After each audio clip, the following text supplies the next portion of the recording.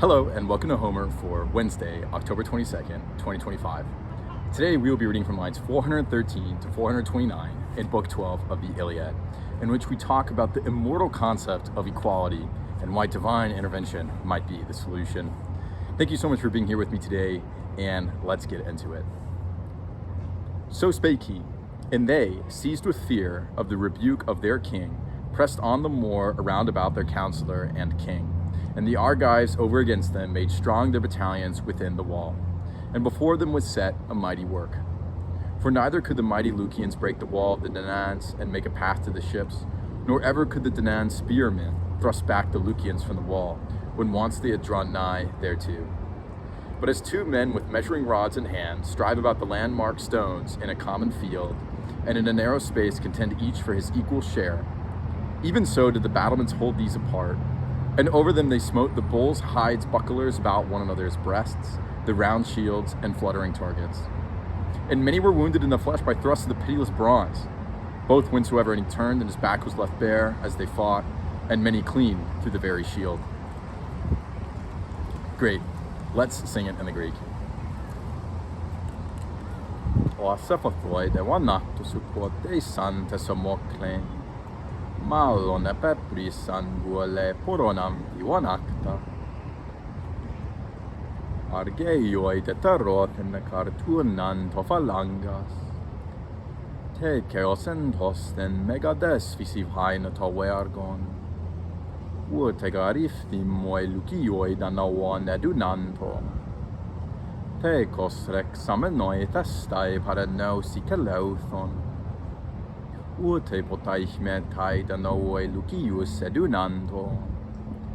Te keosap sosastai peta prota pelasten. Al hostam purroi sidua nerederiaston.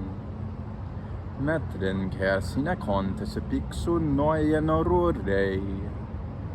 Oltoligoi anicoroi arisde ton berises. O Saratustio ergon apaxies oide parautaun. Deuon allelon ampistethes iboeias. Aspiraseu cuclus laise iatepteroenta. Poloi tu tasdon tocata croanelei calcoi. Eimen hotel frestenti metafrena guom noteie. Marnamenon poloi dediam heras aspiros auteis.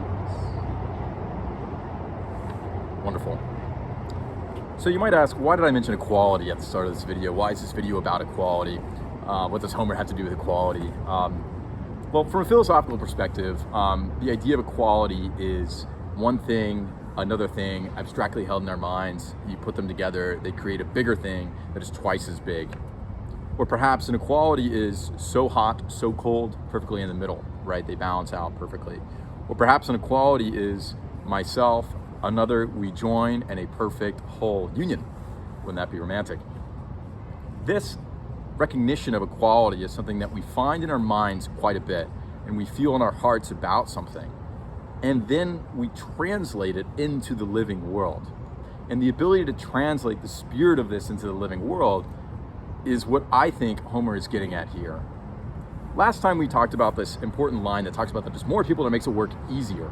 Or not necessarily easier, but better. Amenon vergon pleonon, right? So better the work of many people, right?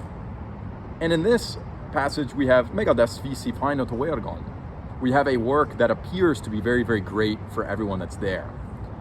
And then Homer goes on to describe that the work is both great for the Trojans because they have to establish a path to the ships, and the work is also great for the Achaeans because they have to stop the Trojans from getting up the wall. But crucially, neither of them are able to actually accomplish their goals. They seem to be at an intractable pause here as they war against each other. Most times in the Iliad, there's this evocation of night to come along to stop battle. Here, in order to flesh out this metaphor, we have this image of the two men in an open field with their measuring sticks. Like two men that are gathered in the fields, they have their measuring sticks in their hands. They're about the measuring point in the field. That's what these two lines encapsulate. they can't agree on how much land one person gets. And I think this is so crucial because somewhere around Homer's time, we start to think very critically about the measurement of land, geometry, the measuring of these fields, as not something that belongs to the priestly class of Egypt. Look up the Sothic cycle if you know what I mean.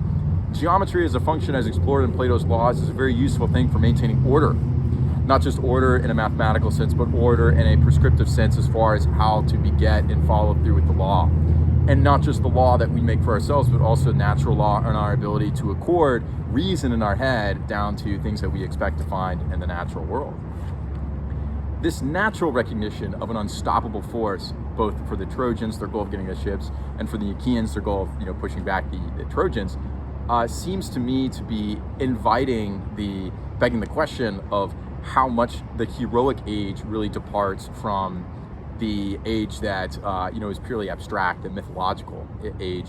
It seems to me that the true glorification of these people is the fact that they belong in the world where these equalities can fight each other and they can be resolved by a divine force, which is going to come eventually and cause one of these sides to win. But the question of how to resolve and their winningness is something that is I don't know, like that's the story, but how to resolve winningness in a physical world, obviously it begets revelation, because you need something to divide something in half or to put two things together and make them whole. This is a very powerful force in our lives today, because we all are in some ways unstoppable forces, and reconciling ourselves to the world around us, right? In this arure right here, for instance, right, in the open field, to reconcile these forces, right, is the story of one individual's life. It's the poetry of whatever you do. So I'd like to leave you with a question for today's Homer reading, which is, what is the thing in your life that you will find unstoppable to everything else coming against it? Or that you will make unstoppable, rather. You will find it having the characteristic of being the last thing that you'll ever give up. You would rather leave forever than give up this tenet of who you are. What is that idea, and what are you doing to currently follow it? If it doesn't immediately come to your mind, try writing it down. I promise you it'll be really, really worth it. Thank you so much for listening, and I hope you have a wonderful day. Bye.